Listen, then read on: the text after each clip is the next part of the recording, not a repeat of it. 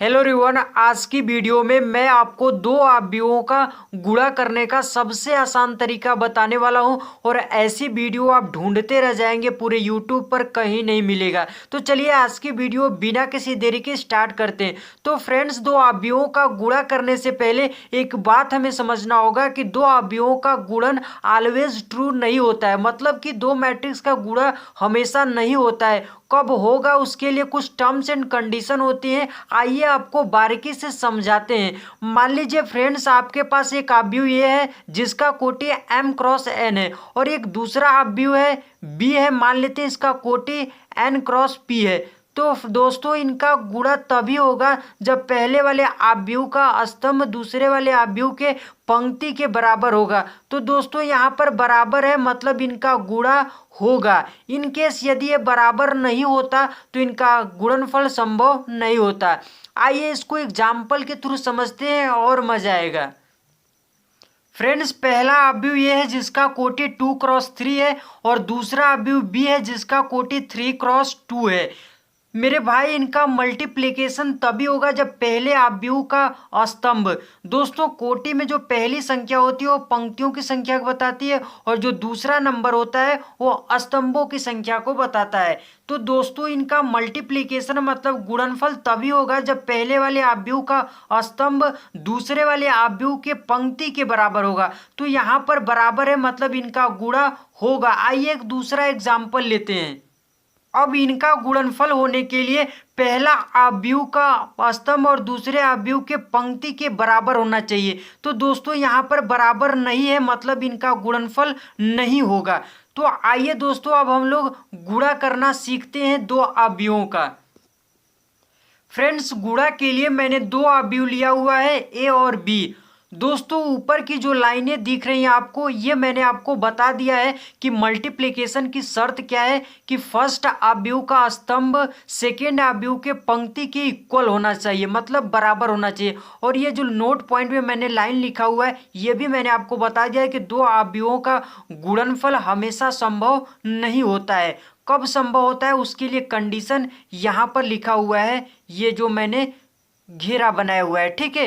तो आइए दोस्तों, हम अब लोग गुणा करना सीखते हैं एकदम सिंपल तरीके से। तो दो अवयव मैंने लिया हुआ है ए और बी, इन्हीं का हमें गुणा करना है। आइए उससे पहले हमें चेक करना होगा कि इनका गुणा होगा या नहीं। तो इसके लिए सबसे पहले हमें इनका कोटि लिखना होगा। तो ए का कोटि कितना होगा फ्रेंड्स? कोटि के लिए हम क्या करते हैं, सिंपल पंक्तियों की संख्या गुणे स्तंभों की संख्या करते हैं। पंक्ति कितना, 1 2 3, तो 3 लिखेंगे क्रॉस स्तंभों की संख्या, तो 1 2 3 हो जाएगा। तो ये का इतना हो जाएगा। फिर बी का लिखेंगे, तो बी के लिए उसी प्रकार पंक्ति की संख्या, तो 1 2 3 इसमें भी है, गुणे स्तंभों की संख्या, तो स्तंभ कितना है 1 2 2। तो मतलब पहले वाले का स्तंभ दूसरे वाले के पंक्ति के बराबर होना चाहिए, मतलब यहाँ पर बराबर है, इनका गुणा होगा गाइस। तो सबसे पहले क्या करेंगे, ए बी की इक्वल दोनों अवयवों को गुणा के रूप में लिख लेंगे। अब क्या करेंगे, पहले वाले मैट्रिक्स को यहाँ पर कॉपी कर लेंगे, उतार लेंगे। फ्रेंड्स, पहले वाले अवयव को लिखने के बाद अब बारी आती है कि गुणा कैसे करना है।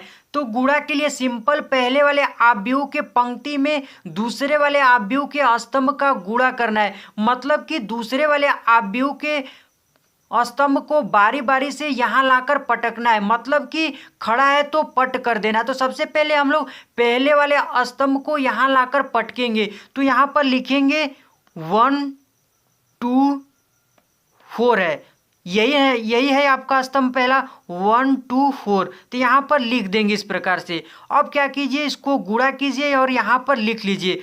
तो 1 में 2 का करेंगे तो 2 1 कम 2 हो जाएगा। गुणा करते जाइए और जोड़ते जाइए, 2 1 कम 2। यहाँ पर विचार तिहाई 12 प्लस का 12 कर देंगे। दोस्तों, ये किसका एलिमेंट है, स्तंभ का एलिमेंट है, तो स्तंभ में हम लोग लिखते जाएंगे। इसमें गुणा करने के बाद अब इसमें करेंगे दूसरे वाले पंक्ति में। 3 1 कम कितना हो जाएगा, 3 हो जाएगा। और -2 का +2 में करेंगे तो माइनस का 4 हो जाएगा जी। फिर 1 का 4 में करेंगे तो 4 1 कम 4 हो जाएगा। अब फिर तीसरे वाले पंक्ति में कीजिए तो 1 का -1 में करेंगे तो -1 हो जाएगा। और फिर 2 का 0 में गुणा करेंगे तो 0 हो जाएगा जी। फिर 4 का 1 में कीजिए गुणा तो प्लस का 4 हो जाएगा। अब क्या करेंगे, पहले वाले स्तंभ का काम खत्म हो गया जी। अब क्या करेंगे, दूसरे वाले स्तंभ को लाकर यहाँ पर पटकिए, मतलब कि खड़ा है तो पट कर दीजिए। तो यहाँ पर लिखेंगे चुपचाप -2 + 1, उसके बाद -3 लिखेंगे। अब इसको भी इसी प्रकार से आप गुणा कीजिए। तो 2 का +2 में -2 का +2 में करेंगे तो कितना हो जाएगा, -4 हो जाएगा। गुणा करते जाइए और जोड़ते जाइए। फिर 1 का 1 में करेंगे तो कितना हो जाएगा, +1 हो जाएगा। फिर -3 का +3 में करेंगे गुणा तो कितना हो जाएगा, -9 हो जाएगा। अब फिर दूसरे वाले पंक्ति में कीजिए जी। तो 3 का -2 में गुणा करेंगे तो -6 हो जाएगा, 3 दूनी का 6 हो जाएगा। फिर -2 का 1 में करेंगे तो कितना हो जाएगा जी, -2 हो जाएगा।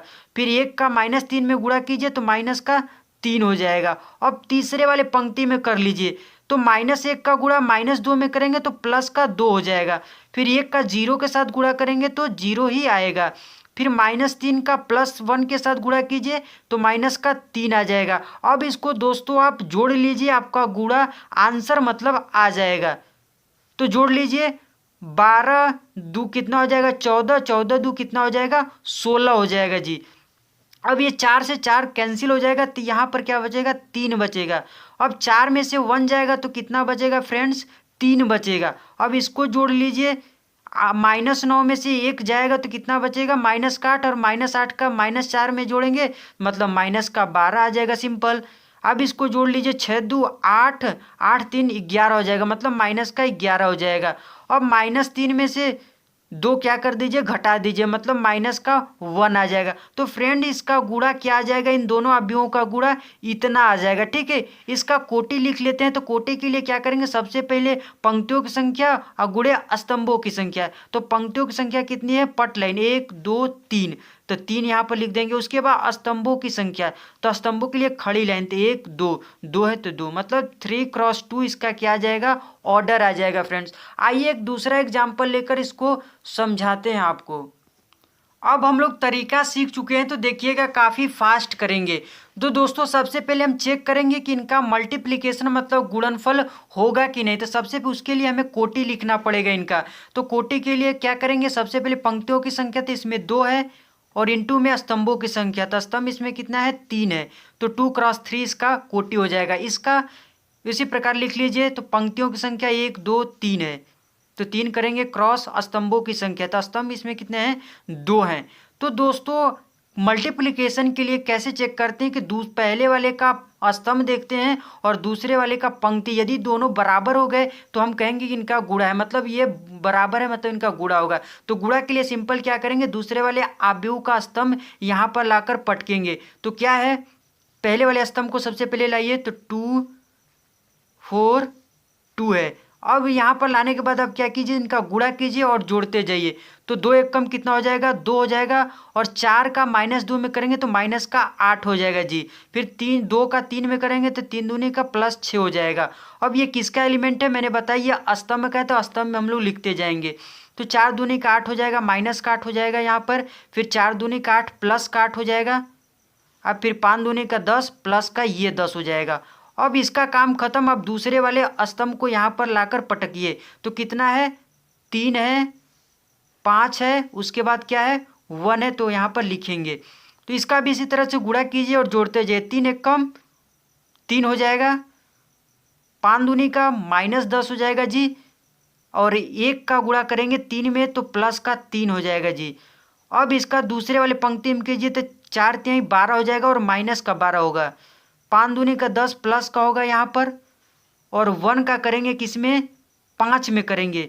तो कि 5 एक कम कितना हो जाएगा जी, 5 हो जाएगा। अब इसको आप जोड़ लीजिए, आपका गुणा का आंसर आ जाएगा फ्रेंड्स।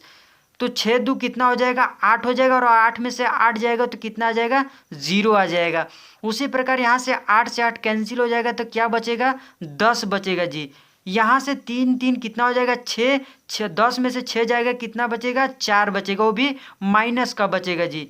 अब यहाँ पर 10 5 कितना हो जाएगा, 15 हो जाएगा, और 15 में से 12 जाएगा, कितना बचेगा गैस, 3 बचेगा। तो यही दोस्तों इसका आंसर आ जाएगा। देखिए कितना हम लोग फास्ट पहले की अपेक्षा कर लिए। आइए इसका कोटि निकालते हैं शॉर्टकट तरीके से। वैसे तो आप नॉर्मल पंक्तियों की संख्या गुणे स्तंभों की संख्या से निकाल सकते हैं, लेकिन मैं आपको ट्रिक बताने वाला हूँ। आपको क्या करना है कि पहले वाले आव्यूह के स्तंभ को छोड़ देना है और दूसरे वाले आव्यूह के पंक्ति को छोड़ना है। बाकी जो बच गया फ्रेंड्स वही इस नए वाले आव्यूह का आपका क्या हो जाएगा, ऑर्डर हो जाएगा। चाहे तो आप इसको चेक कर सकते हैं। तो इसमें हम देख रहे हैं कितना आपका पंक्ति है, 1 2 है, तो 2 यहाँ पर भी आपका है। और स्तंभ कितना है यहाँ पर, 1 2, तो 2 यहाँ पर भी है आपका। मतलब ये आपका करेक्ट करते हैं फ्रेंड्स। इस टॉपिक से रिलेटेड हर एक डाउट आपका क्लियर हो गया है तो एक लाइक कर दीजिएगा, और अभी तक इस चैनल को सब्सक्राइब नहीं किए तो प्लीज़ कर लीजिए। तो फ्रेंड्स तब तक के लिए इस वीडियो में इतना ही। मिलते हैं किसी और शानदार टॉपिक के साथ। जय हिंद, जय भारत।